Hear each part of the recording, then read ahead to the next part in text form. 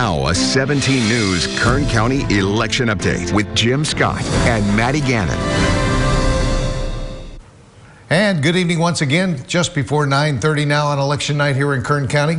Jim Scott along with Maddie Gannon, and here are the latest numbers for you in some of the high-profile local races we are following tonight. Let's get into it, starting with the 20th Congressional District. Here you can see House Minority Leader Kevin McCarthy in a comfortable lead, but his Democratic challenger Marisa Wood almost getting 40% of the vote there. It's still early, but she could be the first challenger of his to pass that 40% of the vote threshold. Let's go to the 22nd Congressional race now with David Valadao, Republican incumbent, and Democratic challenger Bakersfield Assemblyman Rudy Salas. This is one of the most closely watched House races in the nation. Control of the House could very well come down to this race.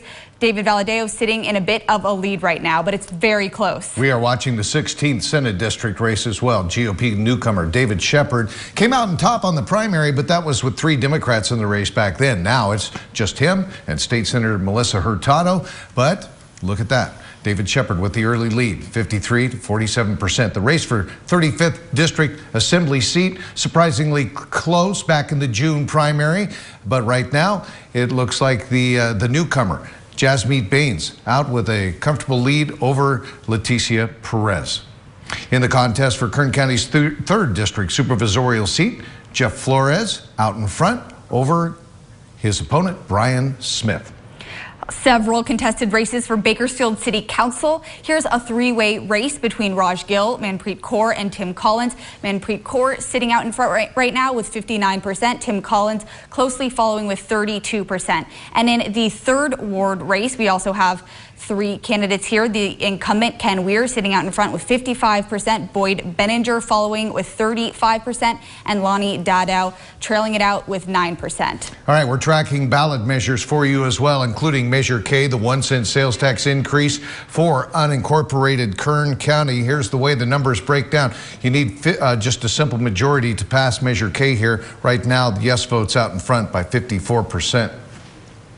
All right, 17's Bob Price covering the GOP watch party tonight in Bakersfield. Let's check in with him now. Bob, good evening. What's the buzz there at the Speakeasy Bar and Grill? Jim, Maddie, we're having a good time out here. We expected a big red wave nationally, and I think it's not rolling in as dramatically or as quickly as they might have hoped here. But there is a big red wave here at 1933. I've been to a few of these watch parties before, and this is the biggest one, the loudest one that I think I've been to. Now, I did talk earlier with Jeff Flores. He is pretty excited about the way things are going. It's very early on, of course. He's only up by about 7 percentage points, but that number that sticks out is the one that says 0 precincts reporting. So it's we're used to this by now, of these things going by very quickly. But Tim Collins is here. He's optimistic. It's just hard to say at this point what's going to be happening, but at least we're having a good time. There's no question about that. So back to you.